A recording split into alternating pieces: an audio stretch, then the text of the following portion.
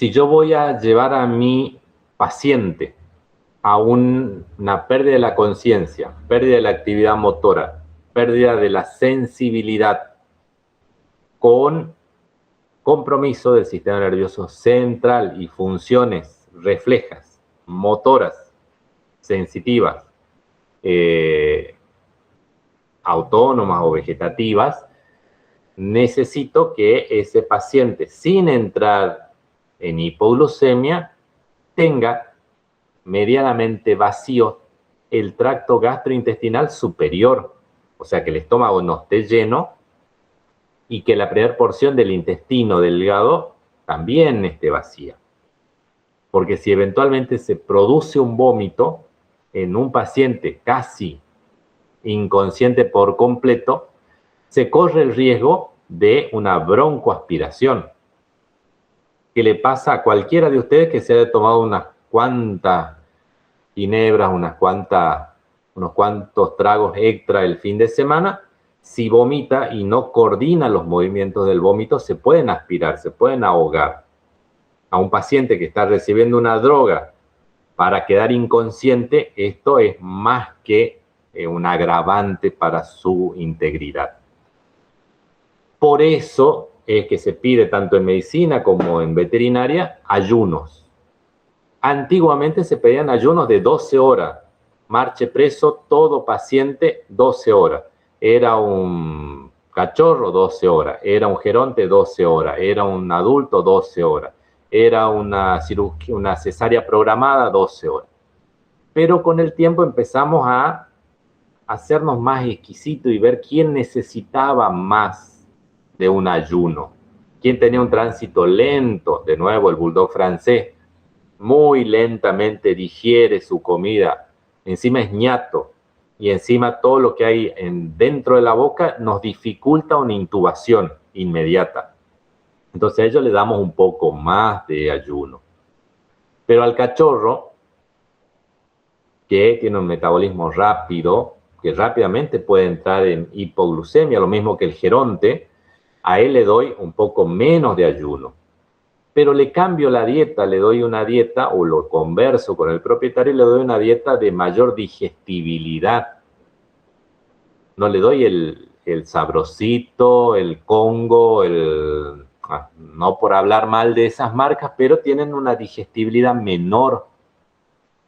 Vuelvo a algo como una sopita, un caldo de pollo, unos pedacitos de pollo, algo que lo pueda digerir rápido en la última comida, 4 horas antes de la cirugía, 6 horas antes de la cirugía.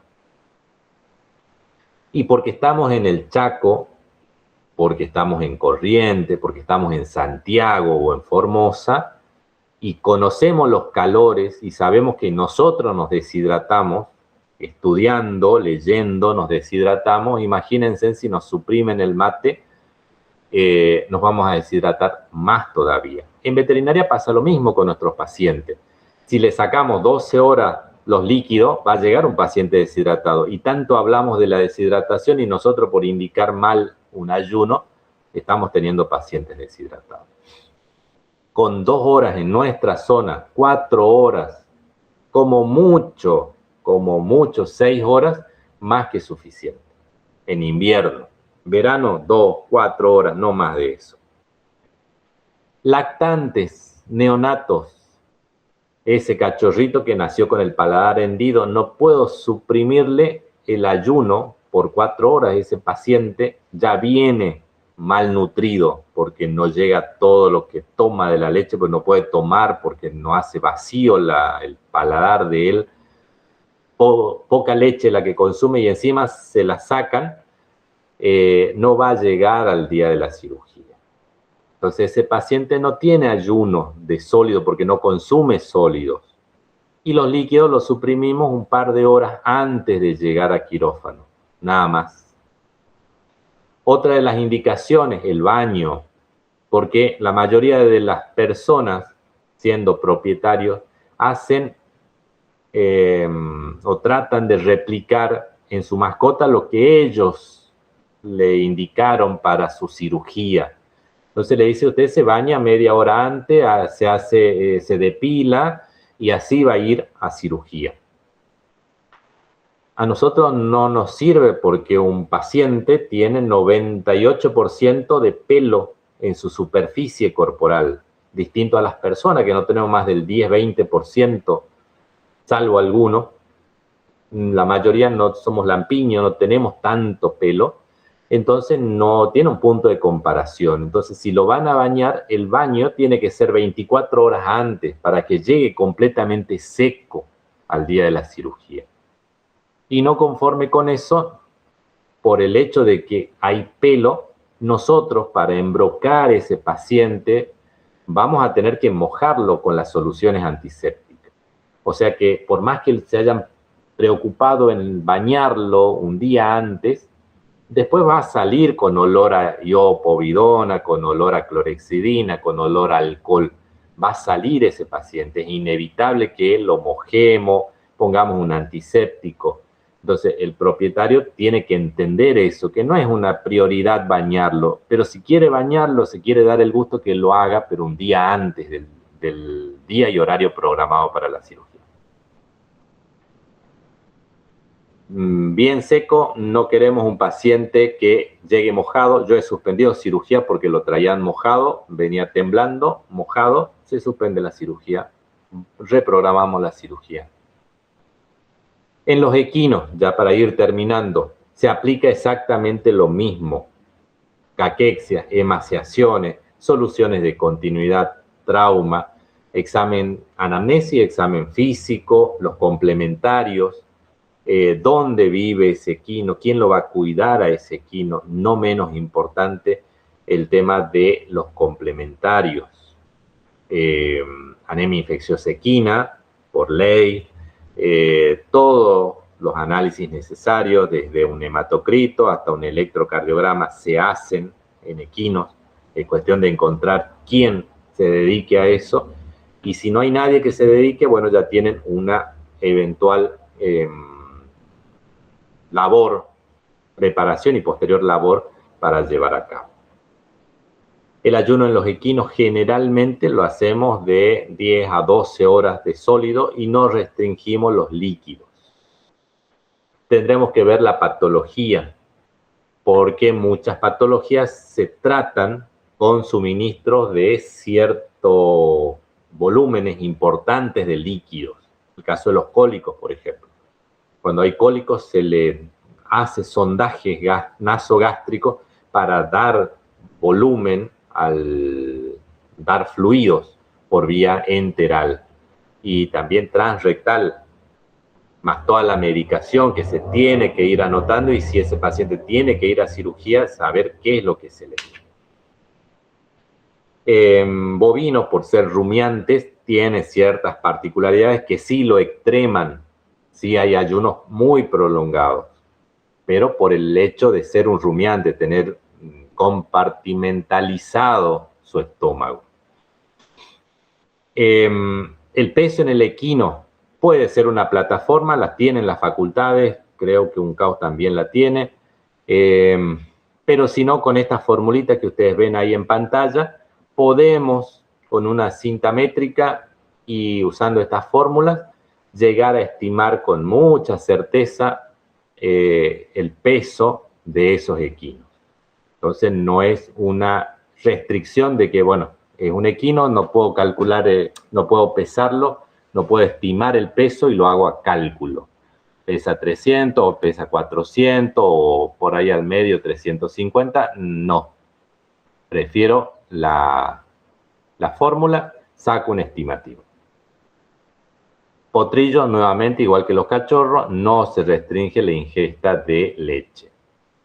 Planificamos con cuidado la premedicación, la posición no menos importante, fundamental en lo que a mí respecta, el posicionamiento del equino.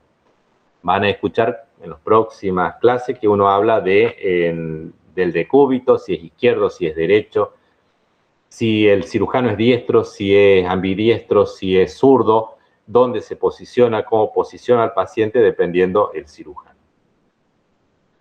Monitoreo y recuperación. Acá en equinos es fundamental cuando el equino se levanta y empieza a movilizarse por sí solo después de un acto anestésico. No es como un perro, como un gato, que lo puedo dejar en un lugar donde se levante y ya de por sí sus caídas no ponen en riesgo su integridad. El equino se cae, el equino está mucho tiempo echado y puede tener neuropatías por compresión, porque no acolchamos la cama donde lo tuvimos durante la cirugía, puede terminar con parálisis, paresias, por el mismo tamaño sobre un nervio, perdiendo a veces inclusive la inervación de una región en particular. Nivel de invasividad. Habíamos dicho que teníamos el ASA para el riesgo anestésico. Pero ¿y qué hay de la otra parte, lo segundo, lo quirúrgico? Si yo voy a lo quirúrgico, tengo que considerar si voy a sacar un tumor que está en la piel, en la epidermis, voy a drenar un absceso, voy a drenar un otohematoma, o me voy a adentrar en una cavidad abdominal, cavidad torácica, el cráneo, el raquis, la columna vertebral y la médula espinal, sistema nervioso central. El dolor, no es lo mismo entrar al tórax que al abdomen o que la piel. Los riesgos de hemorragias. Si quiero obliterar un flujo arteriovenoso que debería haberse obliterado naturalmente, pero que persiste en el cachorro de más de 20 días, diagnosticado, tendrá que llegar a los 3 meses en la mejor de las condiciones y someterlo a una intervención quirúrgica, una toracotomía, para bloquear ese flujo arteriovenoso que normalmente no tendría que existir entre la aorta y la arteria pulmonar. Si ahí llego a tener una hemorragia, es difícil que sobreviva ese paciente. Es dos en realidad. Son 2 ligaduras y cortar una arteria entre 2 ligaduras. Termina el procedimiento quirúrgico. Si la sé hacer, son 30 minutos. Si no sé hacer una ligadura, en cuanto seccione entre las 2 ligaduras, voy a perderlo al paciente.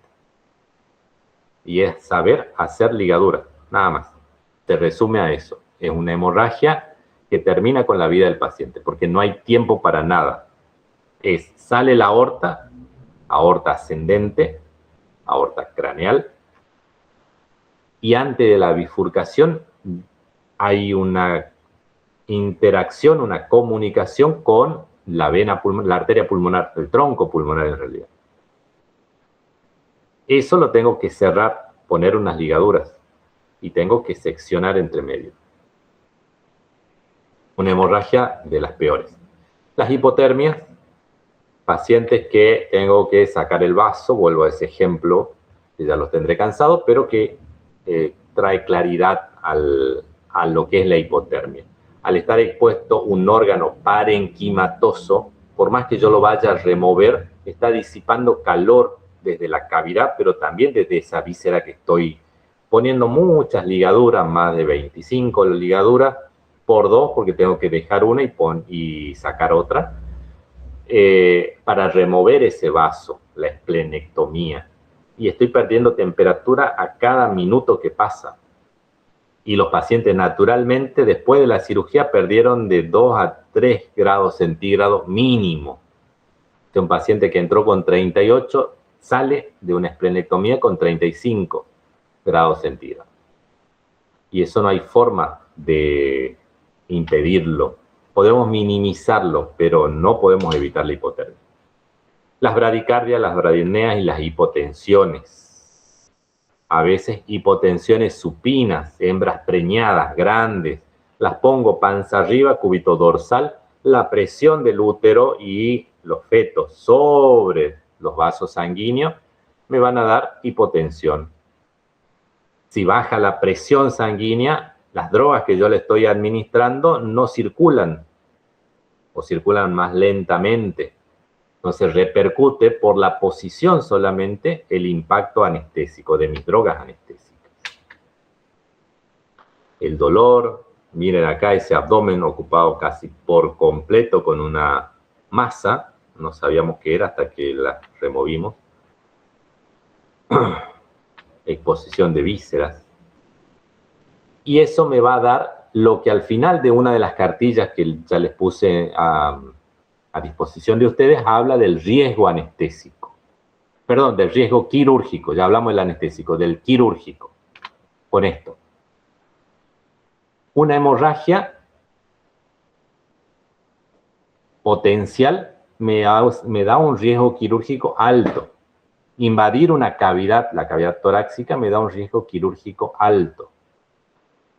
Hacer una orquiectomía, testículos en el escroto, es un riesgo quirúrgico bajo. Sacar un tumorcito de piel, un riesgo quirúrgico bajo. Drenar un otohematoma, riesgo quirúrgico bajo. Entonces vamos a tener el riesgo para la anestesia y el riesgo para la cirugía. Riesgo para la anestesia son los ASA, 1, 2, 3, 4 y eventualmente el 5. Riesgos quirúrgicos para la cirugía propiamente dicho, alto, moderado y bajo.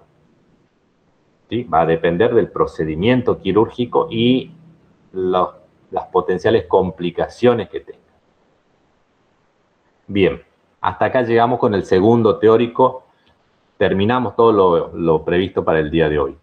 Mil disculpas por lo extenso. No sé si queda alguna pregunta.